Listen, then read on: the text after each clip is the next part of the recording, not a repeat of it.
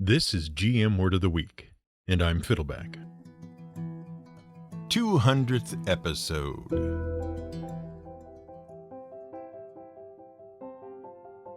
As we were sitting down to write this script here at the Word of the Week offices, we were reminded by our ever-astute and overly demanding producer that the script we were working on was the script for the 200th episode of the show. And it was therefore suggested that we might consider doing something special to mark the event. And it was also mentioned that it would be acceptable to do some sort of extra long episode. And of course, we were overjoyed by these suggestions, as the only thing that improves a forced gimmick of a script is writing even more of it. Unfortunately, our producer has been rendered completely immune to withering sarcasm thanks to the interactions that resulted in the previous 199 episodes of this podcast. So he simply said, "Great, thanks!" So, once again, we find ourselves facing a looming deadline and a blank page. But this time, we couldn't simply flip open the Dungeons & Dragons Monster Manual to a random page and fart out something about peritons and radio astronomy or fire elementals and Hungarian freedom fighters. Part of the problem is that we tend to lump our big ideas together into little vaguely connected series of 3 or 4 episodes. And we also often tie those series to particular dates or events. And right now, we've been holding all of our really good ideas back for the October rush up to Halloween. And we just finished a 3-part sort of series that started with us talking about skulls. And so, as we sat there, we cursed the fact that we're not sitcom writers for broadcast television, because the whole issue would be so easy to solve. Actually, having hit an absolute genius idea, we called our producer and suggested that he celebrate the bicentenary episode, which, by the way, is the correct way of saying it because bicentennial specifically means 200th year, because that last bit comes from the word annual, meaning year. We suggested that he celebrate the bicentenary episode with a clip show. Just gather our best bits from the previous episodes and cut them together with a few minutes of framing device at the beginning and at the end, and he'd be golden. It wouldn't even need a script at all, just an hour in the editing booth or wherever a producer has his lair. Easy. It turns out we do not have it as easily as sitcom writers for broadcast television. He irrationally tried to involve us in the process and assumed we were merely trying to avoid work for a week, which is only partly true. He also called our bluff by making a joke about bottle episodes, so he knew exactly what we were thinking already, and he was having none of it. What is all this stuff about situation comedies, broadcast television clip shows, and bottle episodes? What does any of that have to do with us being caught between 2 big story arcs when we have to celebrate a big round number? Well, it all has to do with how television budgets work and something called Sweeps Week. What you have to understand is that broadcast television networks make almost all of their money from advertising. They are television shows that people like you and me want to watch, and they intercut the show with short advertisements for various products and services. You've probably heard of this. They're called commercials. And various companies pay the broadcast television networks money to put their commercials into the network's various shows. Are you with us so far? I sure hope so. But as far back as the 1950s, when situation comedies and primetime television were becoming big business, there was a bit of a problem. And it had to do with how much to charge companies to run their ads in a certain show. See, not all ad space is created equal. A very popular television show like I Love Lucy back in the 1950s would guarantee 50 million Americans would be watching each advertisement in that episode. Whereas less popular shows would have far fewer Americans. And advertising is a numbers game. It's all about the number of people who see the ad. Enter the A.C. Nielsen Company, which still exists, by the way, and is still highly successful. It's called Nielsen Corporation now. And actually, Nielsen Corporation is owned by a bigger company called Nielsen Holdings, but that's another story. Nielsen Company was founded by Arthur C. Nielsen in 1923 in Chicago, Illinois. And originally, it was founded as a marketing research firm. Basically, they helped various companies measure how successful their marketing and advertising campaigns actually were. Who was seeing the ads? Who was responding to them? How many additional sales were being generated? And so on. This was big, valuable information and hard to measure, especially before computers even existed on which there might someday be an internet. Naturally, in the 1950s, advertisers wanted to know how many people were seeing their commercials, and television networks wanted to know how many people were watching their shows so they could charge advertisers more money for premium ad space. And it fell to A.C. Nielsen Company to solve the problem. Eventually, they acquired a company called C.E. Hooper, which had developed a device that would actually photograph your television screen at various intervals to record what channels you watched when and what shows were on. And they would provide those devices to a broad sample of American families and individuals who would allow their television watching habits to be monitored and who were, hopefully, representative of the country as a whole. They were called Nielsen families. And that's why television ratings, a measure of how many viewers were watching each show, were called Nielsen ratings. But before those recording devices, Nielsen had another system. And it was one they continued to use in tandem with the recording devices, and it involved asking participating families, and there were usually about 1,200 of them, to write down all the stuff they watched in a specific one-week period. And then, Nielsen employees would gather up and analyze all of the data. And to make the data collection and management easier, they organized the work by region and worked from east to west. Because the data was always gathered in a specific one-week period, and because the data was gathered up and analyzed by sweeping from east to west, this became known as Sweeps Week.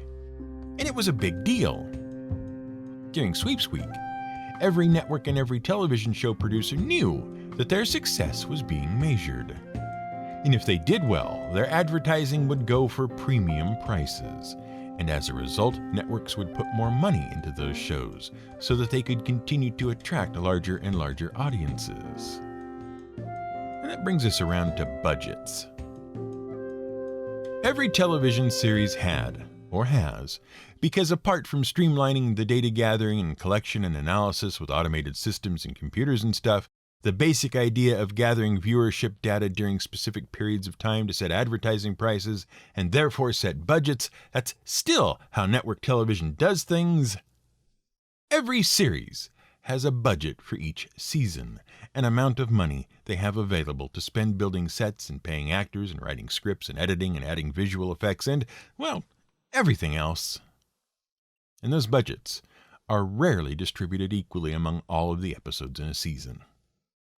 Television producers tend to spend more money on the early episodes in the season so that they can attract viewers, or the later episodes in the season so that they can entice viewers to come back for another season.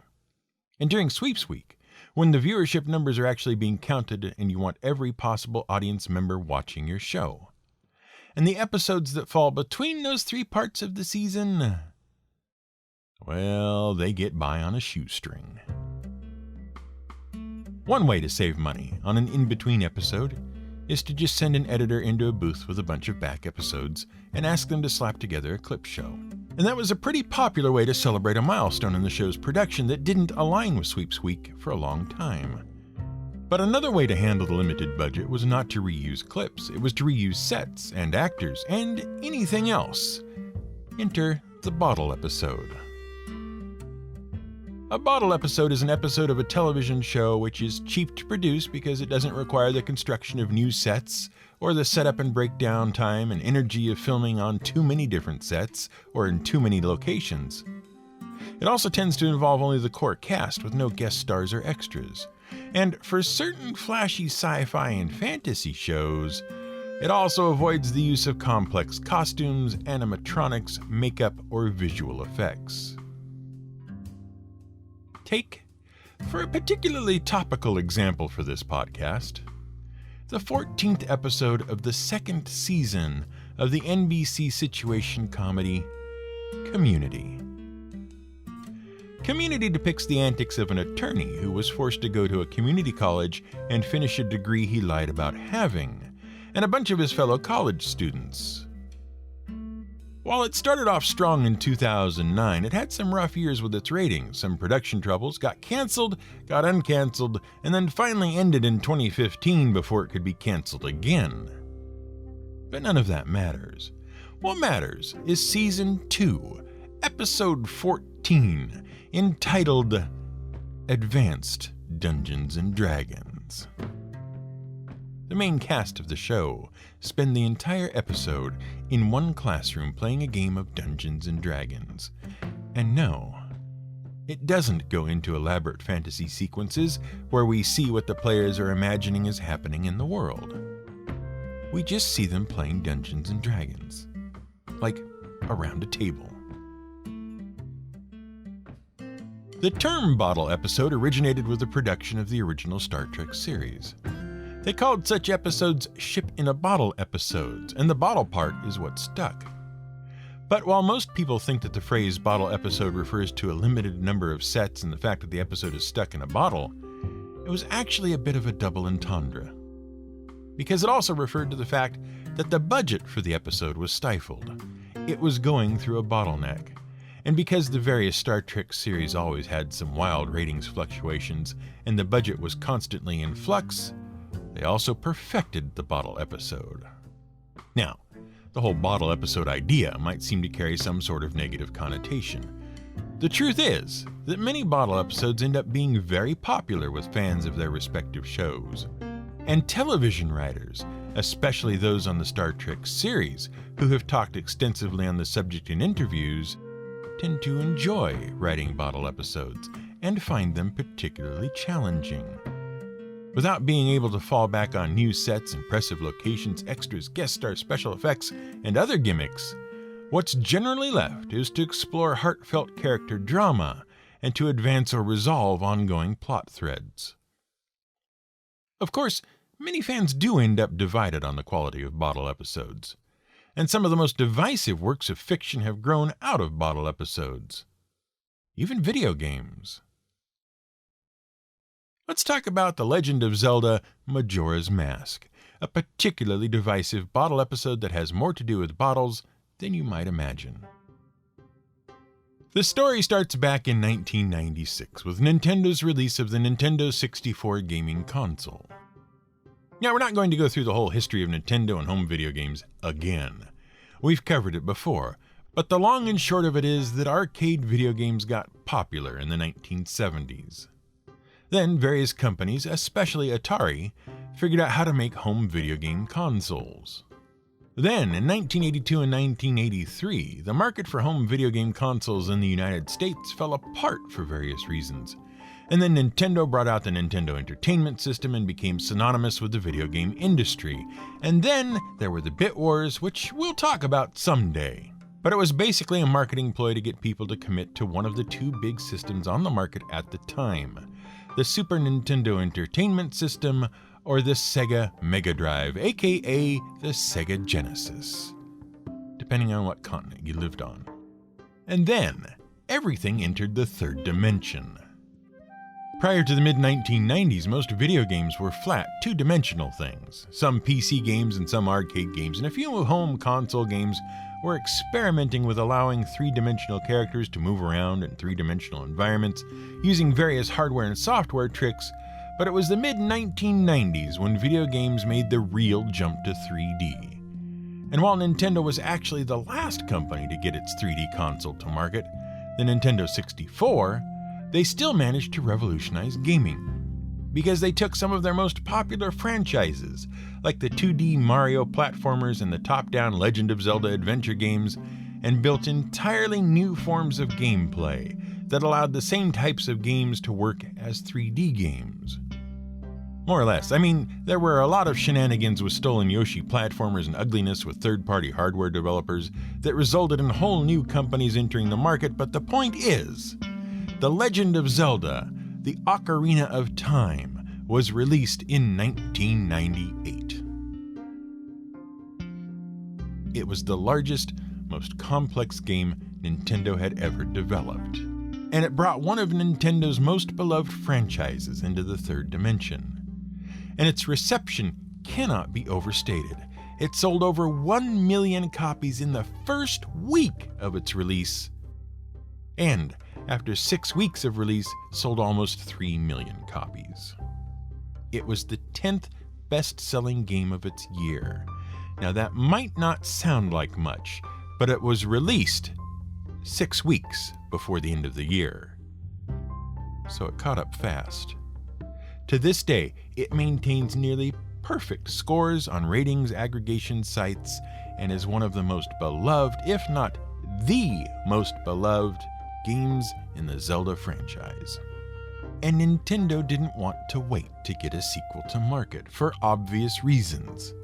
And so, less than 2 years later came a direct sequel, which was rare in the franchise, as most Zelda games were prequels, interquels, spiritual successors, or happened in completely different temporal realities from each other. The Legend of Zelda: Majora's Mask was a weird game. In it, Link, the non-titular hero, was trapped in a strange world called Termina, while the same 3 days kept repeating over and over. And the cycle ended every time with an unspeakably creepy-faced moon falling from the sky and destroying the world. Now, the Zelda franchise was usually pretty straightforward. There's an evil wizard demon who has kidnapped a princess. Link needs to gather 8 somethings together to unlock the wizard demon's lair, and then Link wins. But it wasn't just the storyline that was strange. First, the game only had 4 major dungeons, and the Zelda universe previously had been lousy with dungeons. In most games, you went through twice that many. In fact, the whole game was pretty small compared to previous titles. And not only that, but all of the characters bore an eerie resemblance to the characters from Ocarina of Time. And that's because they were all reused. Majora's Mask was a bottle episode. Limited locations, limited cast, very little new programming. And that's because Nintendo rushed it to market in a hurry to capitalize on Ocarina of Time's success. And reception was mixed.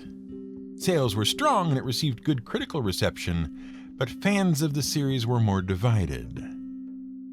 Today, though, it's pretty fondly remembered by most fans, and it is especially remembered for its strong character moments, complex themes involving life and death and social isolation, and the fact that it did something different from the rest of the series. Now, it's apt that we use the Legend of Zelda series as an example of a bottle episode done well, because you really can't mention the word bottle to any fan of the Zelda series without reminding them of it.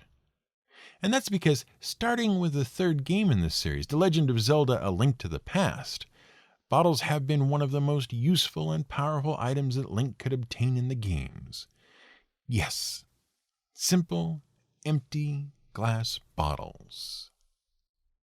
And you'll just have to trust us on that, as Zelda fans, because it'd be hard to explain without talking about a lot of other game mechanics.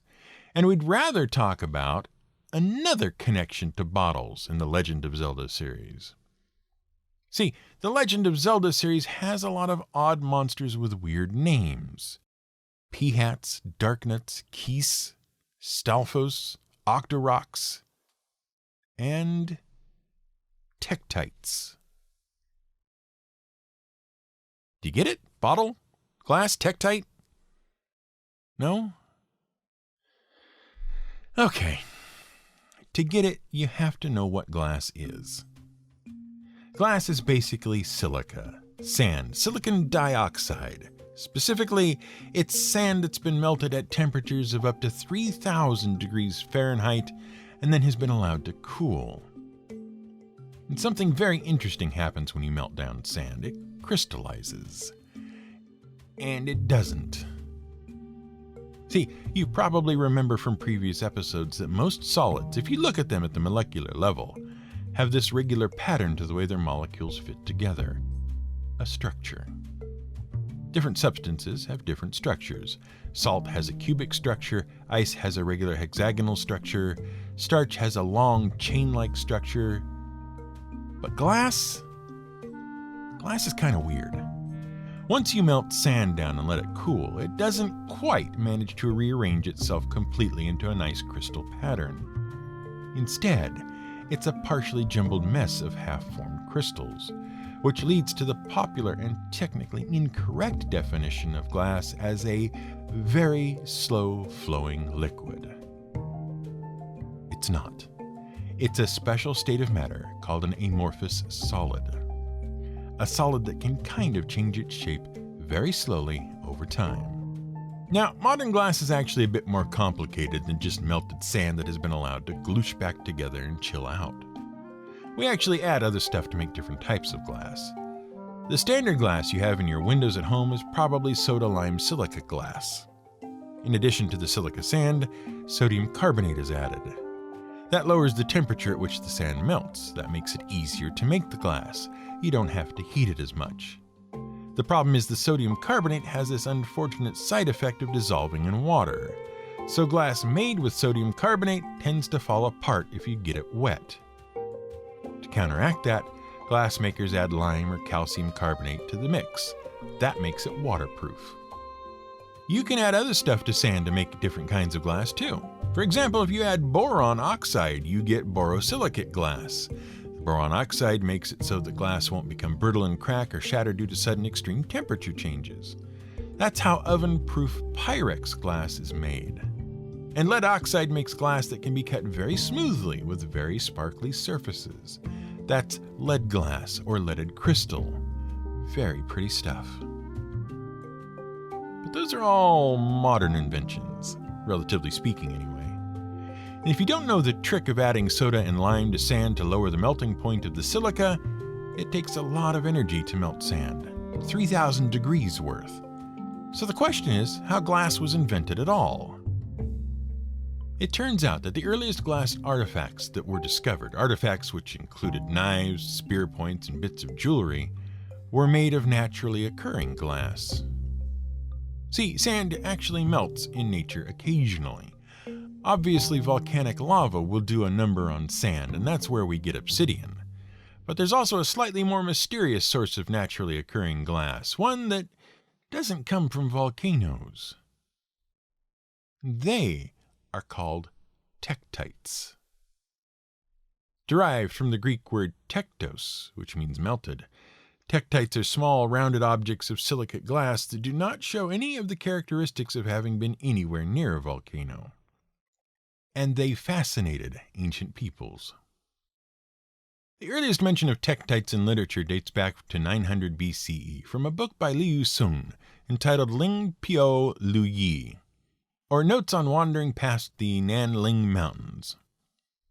In it, the author describes the brilliant black glossy stones that rang with a beautiful tone when flicked.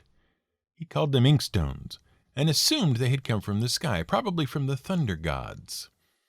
That was his guess anyway. But it wasn't until the 19th and 20th centuries that anyone paid any attention to these weird stones. It started with the discovery of large deposits of tektites in Indonesia, and another along the Ivory Coast in Africa that ended up in the hands of the French Museum of Natural History in Paris. Once these stones were described in the various scientific publications of the day, they roused a lot of interest, and a lot of explorers went looking for more, and they found a lot more of them, all over the world. The problem was, no one could explain where they had come from. Theories were proposed and discarded. They were definitely not volcanic, but to exist at all, something had to heat up sand to something near 3,000 degrees. Lightning, maybe? Or weird volcanic processes that didn't follow the normal pattern of volcanic processes? Or maybe they fell from the moon. No, really. In the 1950s and 1960s, in the United States, there was a surge in interest in tektites as some scientists speculated they might be chunks of the moon that had been blown off during meteor impacts and then fallen to the earth. Thunder gods indeed. And actually, that's not far off the current theory. And we should stress that the current thinking on tektites is just a theory. They are still unexplained. But the current popular theory is that they are the result of terrestrial sand that was melted when the sand was too close to where a meteor impacted the Earth's surface. Regardless, humans have been using bits of glass since the Stone Age. And it was glass they found lying around. Obsidian and tektites and other natural glasses. It wasn't until much later that the humans started making glass on purpose. And we're not quite sure who was the first to do it, or how they figured it out. We do know the oldest samples of manufactured glass have been found in Egypt and in Mesopotamia, and they date back to around 3000 BCE. And those samples were of simple decorative objects. It wasn't until around 1500 BCE that we see the first example of the production of hollow glass devices, specifically vases that were produced in Mesopotamia. But the idea spread. Soon thereafter, glass ornaments and hollow glass was being produced in Egypt, in Greece, in China, and in northern Italy, in a region called Tyrol. The oldest instruction manual that explains how to make glass comes from the library of King Ashurbanipal of Assyria, copyright around 650 BCE. Problem with glass in the ancient world was that it was pretty danged hard to make. Obviously, you had to heat sand to ridiculous temperatures. That was hard enough. But to make anything more than a bead, you also had to shape the glass while it was still thousands of degrees hot, and then hold that shape while it cooled. That's why hollow glass containers were such a big deal, and so rare. Pouring glass into a mold was one thing, but getting a hollow thing? That was tricky. But then, some clever craftsmen in Alexandria and some other craftsmen along the coast of Syria made some pretty big discoveries. First, in Alexandria, they discovered how to purify the silica. And that's important because it's the impurities in glass that give glass its color and also make it transparent. That's why naturally occurring glasses are black, because there's stuff mixed in. But suddenly, in Alexandria, they were able to make clear glass. Well, clearish. Truly clear, colorless glass wouldn't appear until 1500 CE. But this let light through, and that was pretty cool. Second, in Syria, they discovered that if you put a blob of molten hot glass onto the end of a hollow tube and then blew into the tube, you could blow up the glass like a bubble. You had to keep turning it so gravity didn't wreck the shape, but if you did it just right, you could make a thin, hollow glass thing. These two discoveries both happened around the 1st century CE, which was good timing because they both hit the Roman Empire about the same time, and the Romans fell in love. The Romans developed their glass melting and working and forming and blowing technologies, and glass got cheaper and cheaper. And for the first time in history, glass was cheap enough that ordinary people could have it. Even clear glass, even hollow things made of glass, and suddenly, windows were a thing. Well, glass windows were a thing. Anyone could cut a hole in a wall. But suddenly you could cover that hole with something you could still see through, something affordable. And something else became a lot more affordable and a lot more prevalent. In fact, something else became a hot trade item all over the Roman Empire and beyond. The simple glass bottle, a great way to store your liquids on a budget. And eventually, a great metaphor for a way to produce your television show on a budget. But we digress. The 200th episode.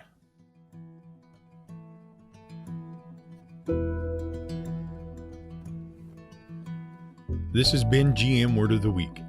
It's written and researched by The Angry GM and produced by me, Fiddleback. You can support us on Patreon at patreon.com/GM Word of the Week. You can find more at gmwordoftheweek.com and theangrygm.com.